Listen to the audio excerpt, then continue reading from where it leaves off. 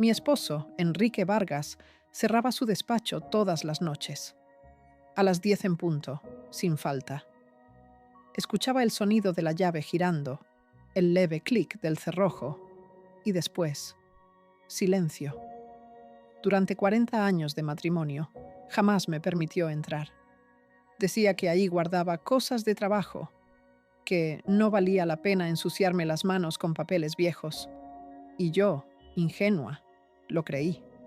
Hasta que esa puerta, la misma que se había convertido en una frontera invisible dentro de nuestra casa, volvió a abrirse, pero esta vez, sin él. El funeral había terminado apenas 2 días antes. La casa olía a flores marchitas y café recalentado. Mi hijo y mis nietos habían regresado a Querétaro y me quedé sola con un eco que dolía más que cualquier lágrima. Fue entonces cuando la vi, esa llave pequeña, oxidada, sobre el escritorio del pasillo. La misma que Enrique guardaba siempre en el bolsillo derecho del saco. Durante horas la observé sin tocarla. Era como si pesara toneladas. No sé si fue el dolor, la curiosidad o la rabia contenida de tantos años, pero al caer la noche decidí usarla. Empujé la puerta lentamente. El aire del despacho estaba espeso, detenido en el tiempo. Olía a tabaco, a papel viejo y a un leve rastro de whisky. Sobre el escritorio, perfectamente alineados, había una pluma, un cenicero vacío y una fotografía dada vuelta contra la madera. Ahí, frente a esa puerta que había estado cerrada la mitad de mi vida, recordé quién era yo. Pero antes de continuar, comenta aquí de qué ciudad o país estás viendo esta historia. Me encanta saber de dónde me escuchan. Aprovecha y deja tu like, porque esta historia te va a atrapar hasta el final. Mi nombre es Elena Ramírez de Vargas. Tengo 72 años y acabo de enterrar al hombre con quien compartí casi toda mi existencia. Fui maestra de literatura en una secundaria pública durante 38 años. Enseñé a mis alumnos que los secretos son el peor veneno del alma. Y sin embargo, viví décadas al lado de uno, sin siquiera sospecharlo. Creí conocer a Enrique mejor que a nadie. Su forma de doblar los periódicos, de tomar el café sin azúcar, de silbar antes de dormirse. Pero esa noche comprendí que hay personas que, aún después de morir, siguen escondiendo cosas. Encendí la lámpara del escritorio. Todo seguía igual. El sillón de cuero, los archivadores metálicos, las cortinas cerradas. Solo había algo distinto. Una carta, colocada en el centro, con mi nombre escrito en esa caligrafía firme que conocía de memoria. Elena, decía el sobre. Nada más. Lo tomé con manos temblorosas y lo abrí. Dentro había una hoja doblada en 4 y una llave más pequeña, dorada, con el número 17 grabado. La carta comenzaba así: si estás leyendo esto, es porque ya no estoy. No busques entender de inmediato. Solo te pido que no me juzgues hasta conocer toda la verdad. Hay cosas que guardé por tu bien, y otras porque era demasiado tarde para cambiarlas. Sentí un nudo en el estómago. Lo que fuera que Enrique había escondido detrás de esas paredes seguía vivo ahí dentro. Seguí leyendo. Debajo del librero grande hay un compartimento. Usa la llave, pero hazlo cuando estés lista. El papel temblaba entre mis dedos. Me arrodillé frente al librero y pasé la mano por la base, hasta que sentí un leve desnivel. Una ranura, una llave que giró con un clic suave, abriendo un compartimento oculto. Dentro había una caja metálica cerrada y un sobre cubierto de polvo. En la tapa, una sola frase: no abras esto sola. Retrocedí un paso. Por primera vez en toda mi vida, temí lo que mi propio esposo podía haber hecho. Pero al mismo tiempo, comprendí algo más profundo. Esa puerta nunca había estado cerrada con llave. Había estado cerrada con miedo. Y esa noche, por fin, decidí abrirlo todo. Tomé la fotografía con cuidado. temiendo que el simple contacto borrara sus bordes. Era una imagen antigua, amarillenta, tomada quizás 20 o 30 años atrás. Enrique estaba allí, sonriendo frente a la entrada de un edificio que no reconocí. A su lado, una mujer joven de cabello oscuro sostenía una carpeta entre las manos. No era una foto casual. Estaban demasiado cerca, demasiado cómodos. No supe qué me dolió más, la idea de que mi esposo me hubiera sido infiel o la posibilidad de que aquella mujer hubiese conocido una parte de él que yo nunca vi. Detrás de la foto, un detalle casi invisible, un número escrito con tinta azul. Bodega 17. El mismo número grabado en la llave dorada. La respiración se me entrecortó. Dejé la fotografía sobre la mesa y me serví un vaso de agua. El líquido me temblaba entre los dedos. Sentí que la casa entera me observaba, como si cada pared supiera más que yo. Llamé a mi vecina y amiga, Sofía Morales, una mujer viuda de mi edad con quien compartía más silencios que palabras. Vivía en la casa de al lado y desde la muerte de Enrique pasaba a verme casi todos los días. Esa noche vino en bata y pantuflas, con el cabello recogido en un moño torcido. ¿Qué pasa, Elena? Tienes la cara blanca como papel. Le mostré la carta, la llave y la foto. Sofía arqueó las cejas. ¿Y nunca te dijo quién era esa mujer? Negué con la cabeza. Jamás. Siempre pensé que su trabajo en el ministerio era aburrido, sin secretos. Pero ahora no estoy tan segura. Sofía se acercó al librero, observando la caja de metal. ¿Y vas a abrirla? Dice que no lo haga sola.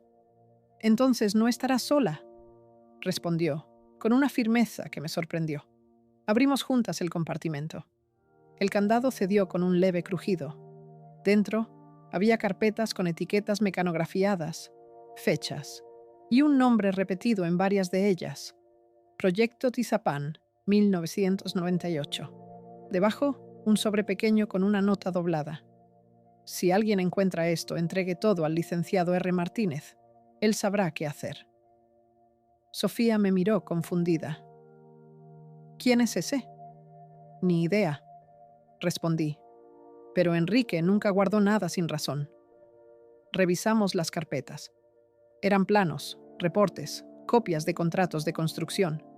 Entre ellos, un recibo bancario con el membrete de una empresa, Industrias Nayarit S.A. La suma era absurda. Más de 800,000 pesos, depositados hacía 25 años, a nombre de E. Vargas. Me quedé muda. Enrique siempre decía que su salario apenas alcanzaba para la casa, el coche y los estudios de nuestro hijo. Jamás mencionó esa cuenta. ¿Podría haber estado involucrado en algo ilegal?, preguntó Sofía en voz baja. No lo sé, pero si lo estaba, lo ocultó muy bien. La puerta del despacho crujió con una corriente de aire. Sofía se estremeció. ¿Y si todo esto tiene que ver con esa mujer? Tal vez, murmuré, o tal vez con algo mucho peor. Tomé de nuevo la foto. Fijé la mirada en el fondo borroso del edificio, un letrero apenas visible. Delegación de Obras Públicas, Tizapán. Y justo debajo, una fecha escrita en un cartel. 1998.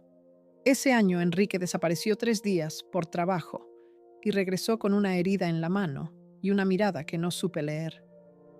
Había dicho que era una simple caída. Nunca volví a preguntarle. Esa noche, mientras Sofía dormía en el sofá de la sala, yo permanecí despierta. No podía dejar de pensar en esa mujer de la fotografía. ¿Era una amante? ¿Una colega? ¿Una víctima? A la medianoche, encendí la lámpara del escritorio otra vez. Algo en la carta de Enrique seguía resonando en mi cabeza. No me juzgues hasta conocer toda la verdad. Levanté la mirada hacia el techo y susurré. Muy bien. Enrique, te prometo que voy a llegar hasta el final. Tomé la llave dorada con el número 17. La guardé en mi bolsillo y cerré la puerta del despacho detrás de mí. Esta vez, yo fui quien puso la llave en su lugar. Al amanecer, mi decisión estaba tomada. Iba a descubrir qué había en esa bodega. El día amaneció gris, con una llovizna tenue que parecía acompañar mi estado de ánimo. Tomé un café rápido, guardé la carta y la llave en mi bolso y llamé a un taxi. Sofía insistió en acompañarme. Si Enrique escribió, no lo hagas sola, tal vez tenía razón, dijo con esa mezcla de prudencia y curiosidad que la caracterizaba. El trayecto hasta Coajimalpa fue silencioso. Las montañas al fondo se desdibujaban entre la niebla y cada curva del camino me hacía pensar en lo poco que conocía realmente al hombre con el que había dormido durante 4 décadas. ¿Qué tanto se puede esconder detrás de una puerta? ¿O detrás de una vida? El chofer nos dejó frente a una serie de bodegas industriales alineadas como tumbas modernas. Oxidado, el letrero decía: Conjunto San Felipe, almacenaje y archivos. El guardia nos miró con desconfianza. ¿A quién buscan? Estoy buscando la bodega número 17, dije, mostrando la llave dorada. El hombre frunció el ceño. Eso lleva cerrado años. No hay registros recientes. Le pagué por adelantado para que abriera la reja. El chirrido metálico me recorrió los huesos. El número 17 estaba al fondo, cubierto de polvo y telarañas. La cerradura estaba intacta. Introduje la llave y giró con suavidad. Un olor denso salió del interior, mezcla de humedad, papel y tiempo detenido. Encendí mi linterna y la luz reveló filas de cajas apiladas, todas marcadas con el mismo sello. Proyecto Tizapán, 1998. ¿Qué demonios es esto?, susurró Sofía. No lo sé, pero Enrique trabajaba en el ministerio justo ese año. Nos acercamos a una de las cajas. Dentro había carpetas manchadas, planos de edificios, fotografías aéreas de un terreno baldío y copias de informes firmados por varias personas. Un nombre se repetía una y otra vez: Ing. Arturo Salcedo. Ese nombre me sonaba vagamente familiar, como una voz que uno oye en sueños. Revisé un recorte de periódico arrugado entre los documentos. Tragedia en Tizapán. Colapso de edificio departamental deja 23 muertos. Debajo, una foto de archivo mostraba a hombres con cascos retirando escombros. Entre ellos, Enrique, joven, con el rostro lleno de polvo y la mirada perdida. El artículo mencionaba que el colapso se debió a errores de construcción y materiales de baja calidad. El ingeniero responsable, Arturo Salcedo, había muerto días después en un accidente automovilístico. Sin embargo, entre los papeles había algo que no encajaba: una hoja de balance con la firma de Enrique y la fecha 2 días antes del derrumbe. Me quedé helada. No puede ser, murmuré. Sofía se acercó y leyó por encima de mi hombro. ¿Crees que tu esposo tuvo algo que ver con esto? No lo sé, pero si lo tuvo, lo ocultó durante toda su vida. Seguimos revisando. En una carpeta verde encontramos un sobre sin abrir, dirigido a R. Martínez. Era el mismo nombre que aparecía en la nota del despacho. Lo abrí con cuidado. Dentro, un documento notariado, una declaración jurada firmada por Enrique. En ella afirmaba haber recibido presiones para alterar informes técnicos del proyecto Tizapán, bajo amenaza de despido. No firmé por dinero, escribía. Firmé por miedo, pero esa firma costó vidas, y nunca me lo perdoné. Las palabras me perforaron el alma. Por primera vez, empecé a entender el peso de sus silencios, sus noches de insomnio, su mirada distante cada vez que en las noticias hablaban de corrupción. Enrique había cargado con un secreto insoportable. Entre los papeles había una caja más pequeña, sellada con cinta. En la tapa, otra anotación de su puño y letra. Para ti, Elena. si decides saberlo todo. No quise abrirla allí. Sentí que el lugar entero respiraba tristeza, como si cada rincón guardara un suspiro que no se había podido liberar. Sofía tocó mi brazo. Vámonos. Esto es demasiado por hoy. Asentí. Mientras salíamos, el guardia nos observaba desde lejos.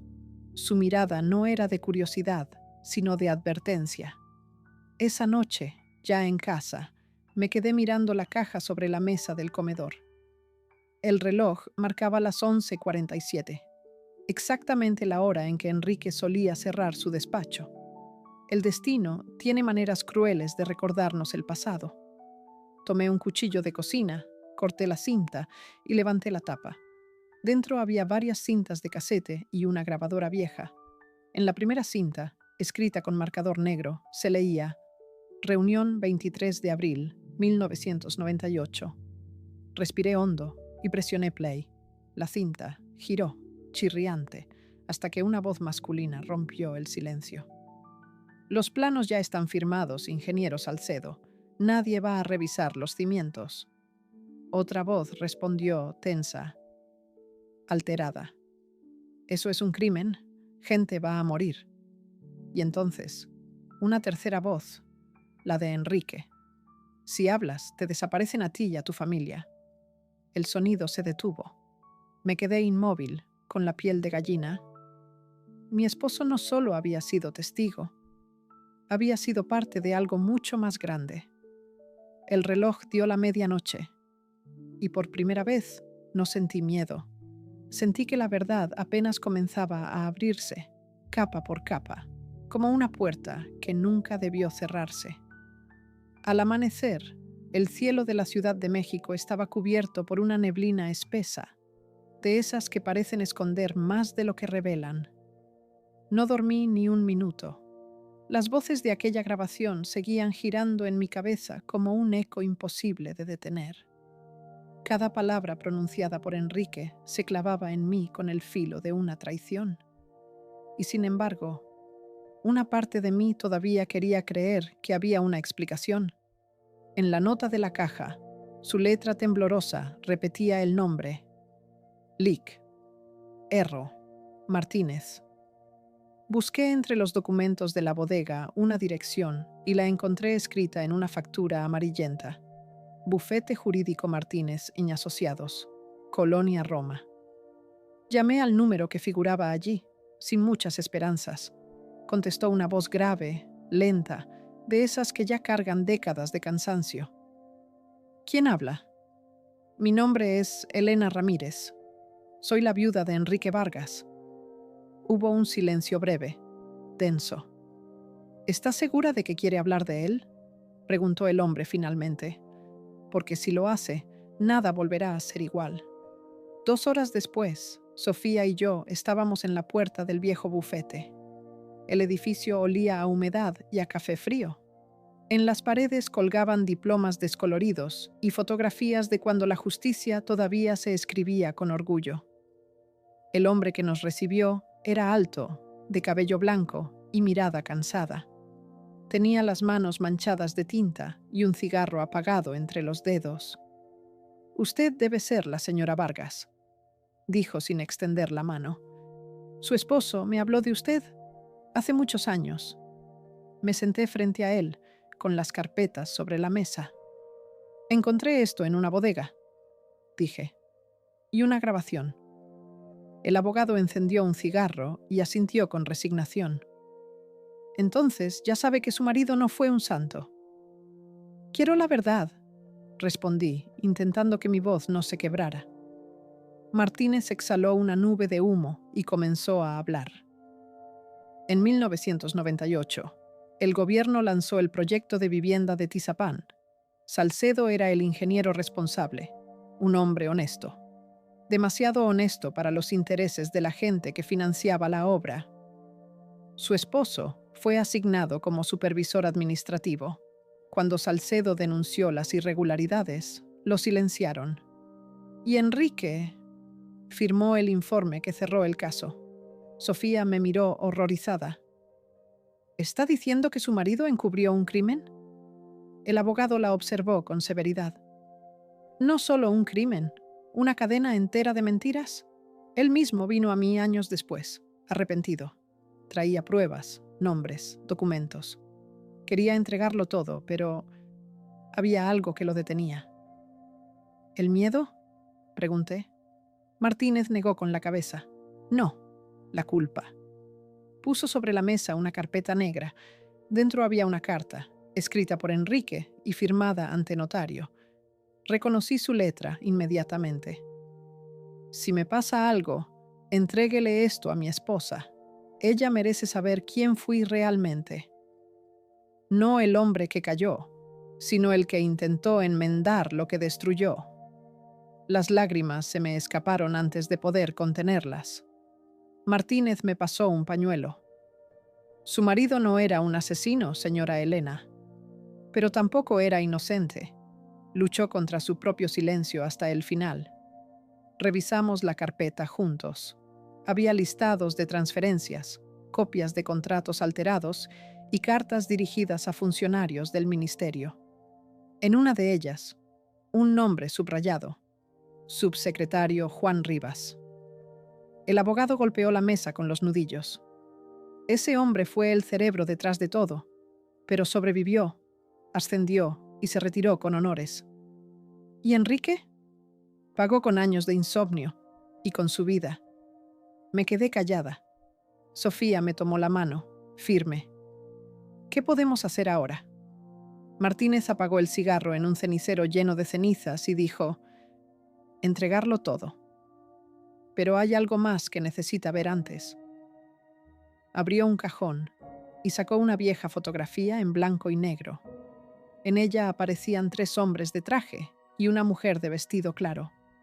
Reconocí al instante a Enrique y a Salcedo, pero fue la mujer la que me dejó sin aliento.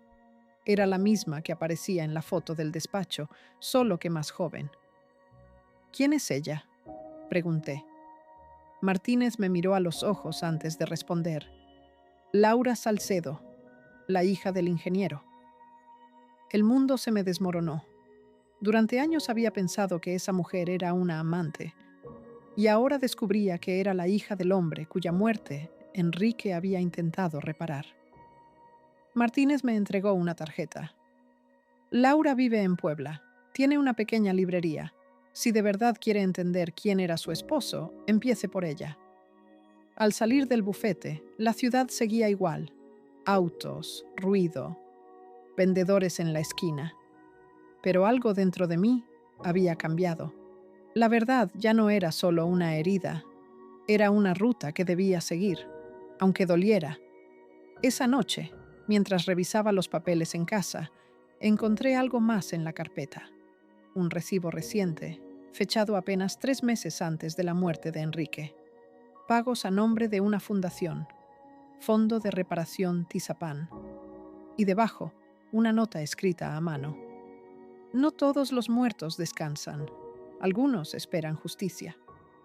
Miré hacia el techo. La casa estaba en silencio, pero sentí que Enrique seguía ahí, observando.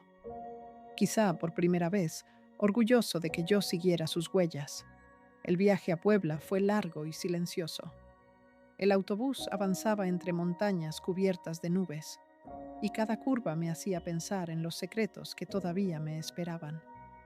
Sofía insistió en acompañarme, pero esta vez le pedí que no.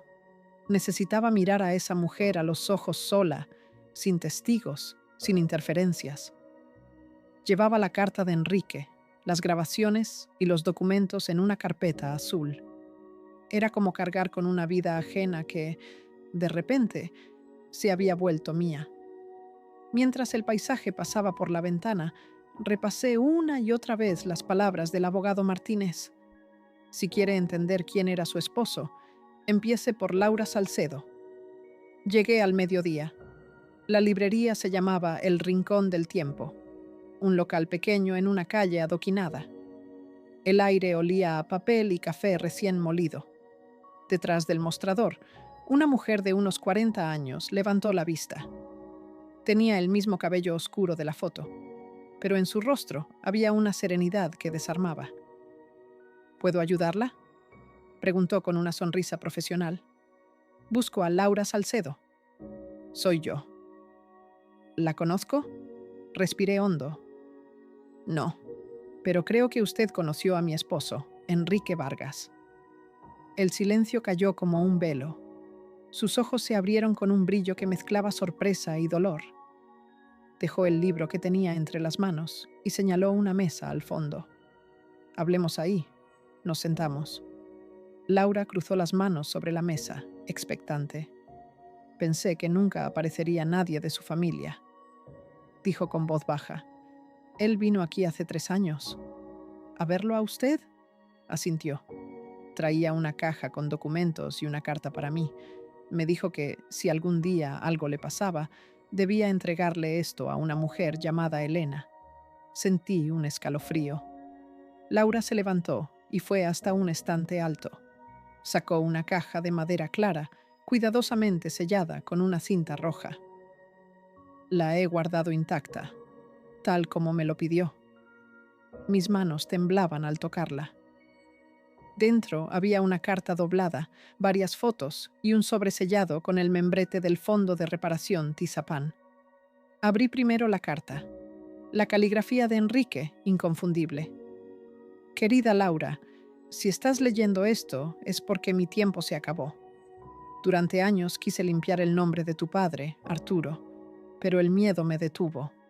No fui yo quien ordenó alterar los planos, pero firmé el silencio que permitió el desastre. Desde entonces, todo lo que hice fue intentar reparar el daño. Este fondo es mi manera de devolver, aunque sea un poco, lo que se perdió aquel día. Dile a Elena la verdad cuando llegue el momento.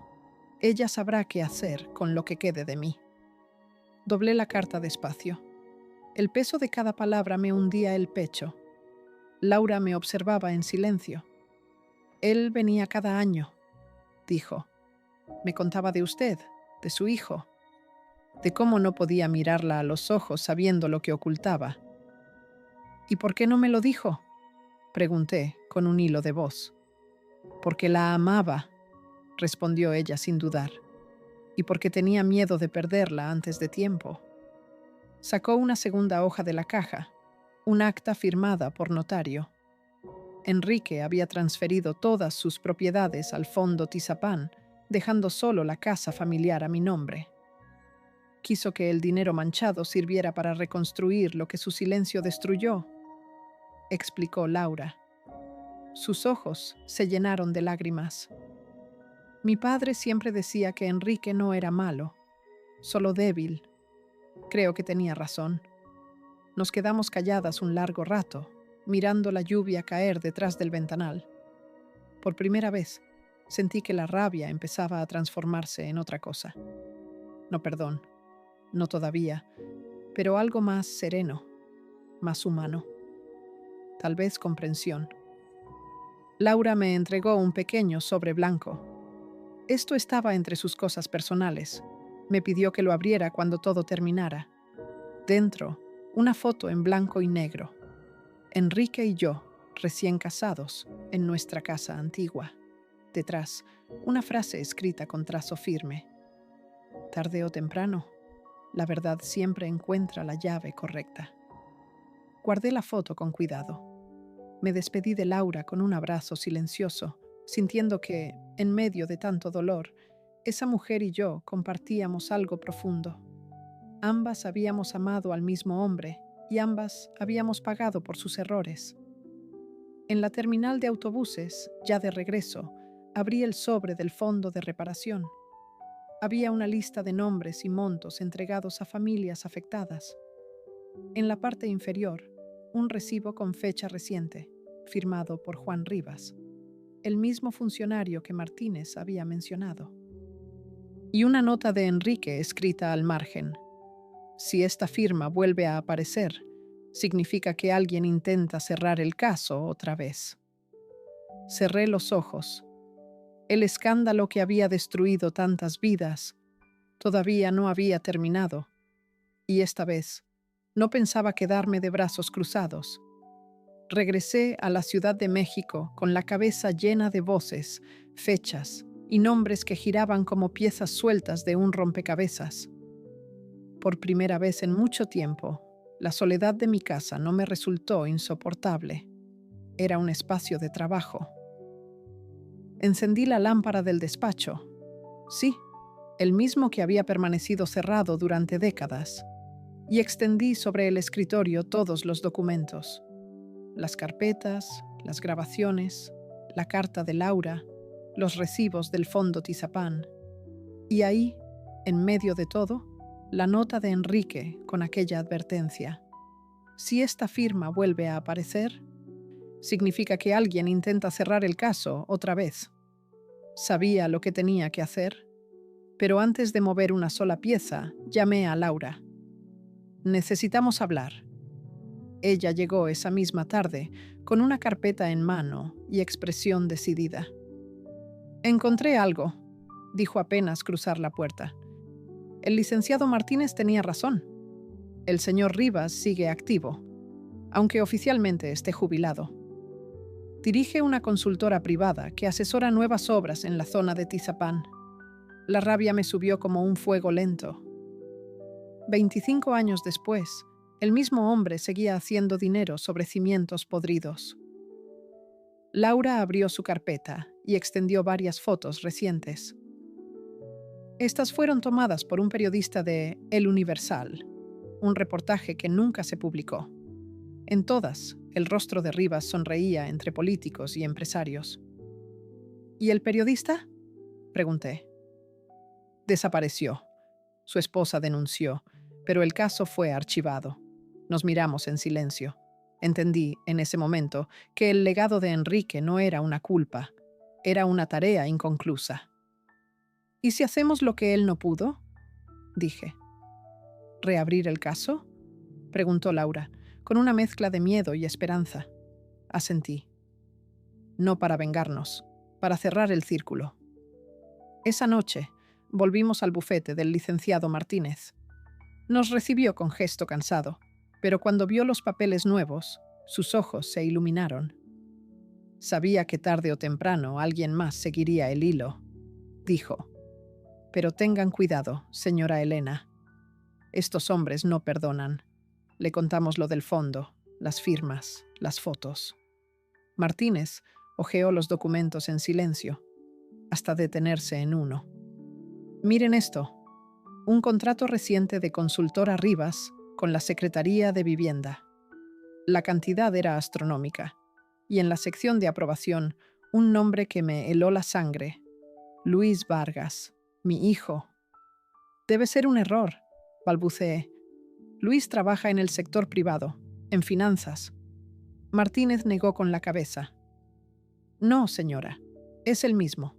Su hijo figura como representante financiero del proyecto.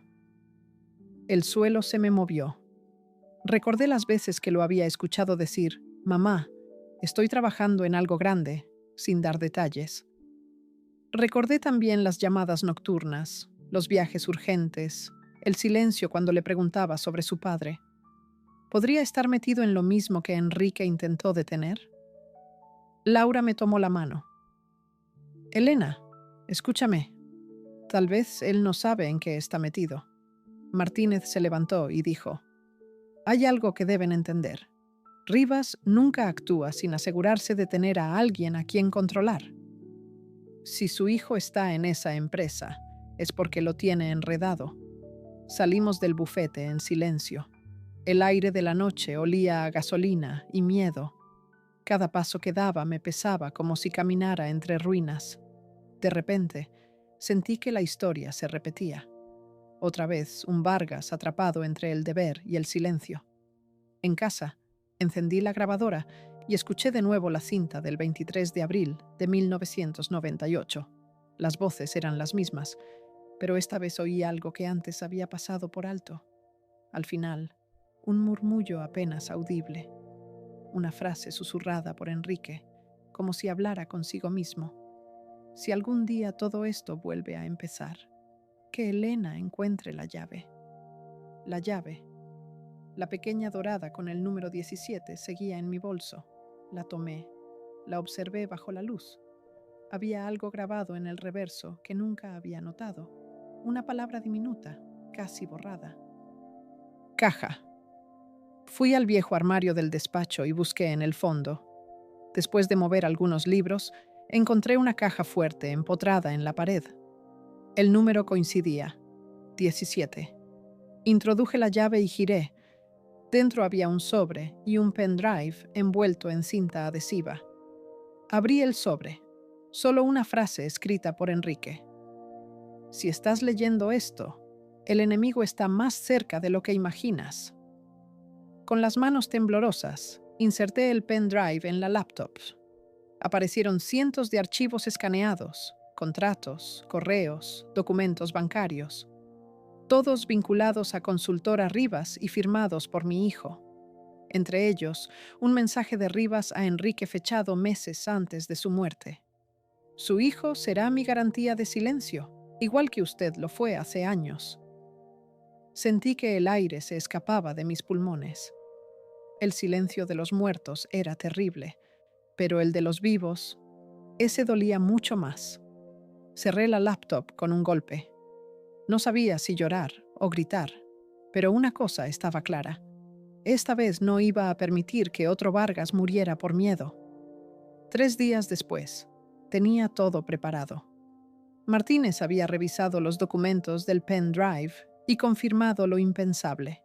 Las pruebas eran suficientes para reabrir el caso Tizapán y hundir a Rivas, si se entregaban en el momento justo. Pero había un riesgo: exponer a mi hijo. Pasé la noche sin dormir. El reloj del despacho marcó las 11:47, la hora exacta en que Enrique solía cerrar su puerta. Por primera vez, esa rutina me dio fuerza en lugar de miedo. Saqué la carta que él me dejó y la releí despacio. No me juzgues hasta conocer toda la verdad. La conocía, y aún así no lo juzgaba. Solo lamentaba no haber estado a su lado cuando más lo necesitó.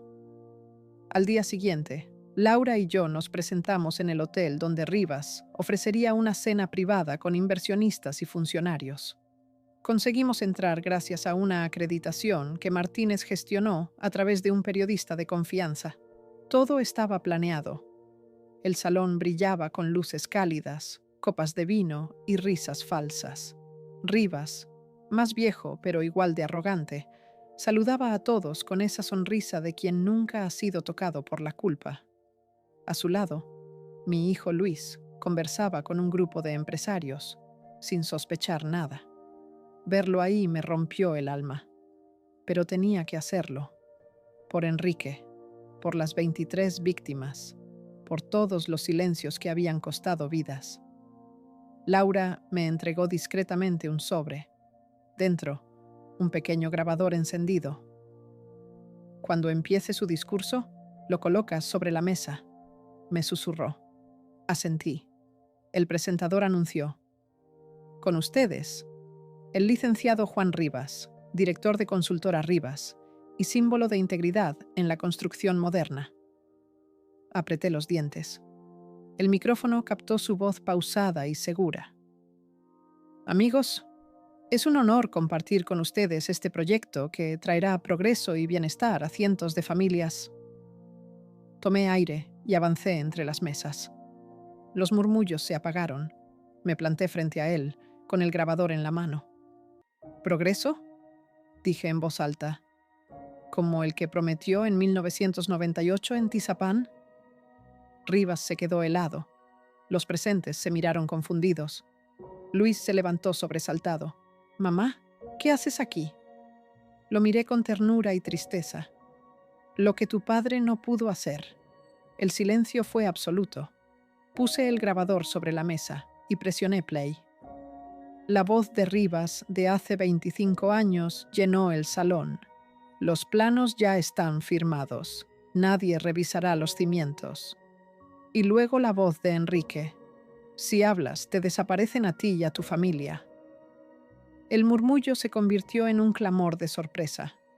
Rivas intentó hablar, pero yo lo interrumpí. También traje esto. Saqué el pendrive y lo mostré frente a todos. Documentos, transferencias, correos. Pruebas de que usted usó mi apellido, mi familia, para lavar dinero durante años. Rivas palideció. Luis dio un paso atrás, con el rostro desencajado. Yo no sabía nada, murmuró. Él me dijo que era una consultoría legítima. Lo sé, hijo. Le toqué el brazo. Por eso estoy aquí, para que no cargues con el mismo silencio que mató a tu padre. Rivas golpeó la mesa con el puño. Esto es difamación. No tiene pruebas legales. Martínez, que observaba desde el fondo, levantó su teléfono. Las tiene, y ya están en manos de la Fiscalía Anticorrupción. Los fotógrafos del periódico, alertados por el mismo abogado, irrumpieron en la sala. Los flashes iluminaron la escena. Un hombre derrotado, una viuda temblando, un hijo confundido. El escándalo había comenzado. Rivas intentó salir del salón, pero 2 agentes federales lo detuvieron en la puerta. Sus últimas palabras, antes de ser esposado, fueron apenas un susurro. ¿Tu marido también firmó? Lo miré a los ojos y respondí con calma. Sí. Pero él se atrevió a arrepentirse. Tú no. Luis se acercó y me abrazó sin decir nada. Sentí en su cuerpo el temblor del hijo que finalmente comprende. Laura, desde el fondo, me sonrió con lágrimas contenidas. Su padre y el mío, al fin, podían descansar. Cuando los agentes se llevaron a Rivas, el salón quedó vacío. Solo el eco de los flashes y el olor a vino derramado permanecían. Luis se sentó junto a mí. Papá te habría estado orgulloso, mamá. No, hijo, susurré. Papá estaría en paz, que es distinto. Salimos al aire fresco de la noche. Por primera vez en años, respiré sin sentir peso en el pecho. La verdad había salido a la luz, pero la historia aún no había terminado. En casa, sobre el escritorio, me esperaba otra carta. El sobre llevaba el sello del juzgado. La abrí lentamente. Citación oficial. Caso Tizapán reabierto. Señora Elena Ramírez de Vargas, convocada a declarar como testigo principal. Suspiré hondo. Aquel era el cierre que Enrique había esperado durante toda su vida. Y ahora, por fin, iba a cumplir su promesa. Han pasado 6 meses desde aquella noche en el hotel. El país entero habló del escándalo. Los periódicos titularon «Reabren caso Tizapán después de 25 años. Pruebas reveladas por viuda del supervisor original». El rostro de Enrique apareció en noticieros, pero no como cómplice, sino como el hombre que finalmente se atrevió a contar la verdad. El fiscal lo llamó testigo póstumo de una corrupción que marcó a una generación. Y, aunque las palabras no borran el pasado, limpiaron su nombre. Luis declaró ante el tribunal. Dijo todo lo que sabía, sin esconderse. Fue absuelto de toda culpa, pero su voz temblaba cuando salió de la audiencia. Papá me dejó algo que nunca imaginé, me dijo. ¿Qué cosa? Una segunda oportunidad. El licenciado Martínez se jubiló poco después, pero antes de irse me visitó en casa. Traía una carpeta bajo el brazo y una sonrisa leve. La justicia tarda. Elena, me dijo, pero a veces llega con el rostro más inesperado. Me entregó un documento. La sentencia final. Juan Rivas, condenado a 30 años de prisión y embargo total de bienes. Leí el texto una y otra vez, sin alegría, sin venganza, solo paz. Laura vino a verme el mes pasado. Traía flores blancas y un libro envuelto en papel café. Es de mi padre, dijo. Lo escribió antes de morir. Se llama Los cimientos invisibles. Dentro había una dedicatoria escrita con tinta azul.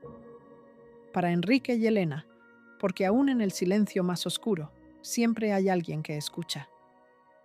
Lloramos juntas. 2 mujeres unidas por una historia que empezó con ruinas y terminó con redención. Antes de irse, Laura dejó un sobre la mesa. Del Fondo Tizapán, quieren que lo encabeces tú. ¿Yo? Pregunté sorprendida. Sí, nadie mejor que quien supo abrir la puerta correcta. Desde entonces, paso mis días en ese mismo despacho que durante años me dio miedo.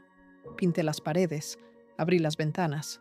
El olor a tabaco y whisky desapareció, reemplazado por el aroma del café y de los documentos nuevos que llegan cada semana. En el estante central guardo una caja de madera con el número 17 grabado. Está vacía, pero no puedo tirarla. Es mi recordatorio de que los secretos no destruyen por lo que esconden, sino por el tiempo que uno tarda en enfrentarlos. Algunas noches, cuando la casa está en silencio, enciendo la lámpara y miro hacia el retrato de Enrique. Ya no hay reproche en su rostro, solo calma. Le hablo como si pudiera oírme. Cumplí tu promesa, amor. La verdad salió a la luz, y por fin puedo cerrar esta puerta, sin miedo. Apago la lámpara. Salgo del despacho y dejo la llave sobre el escritorio. La luz del amanecer entra por la ventana, bañando el suelo de un resplandor dorado.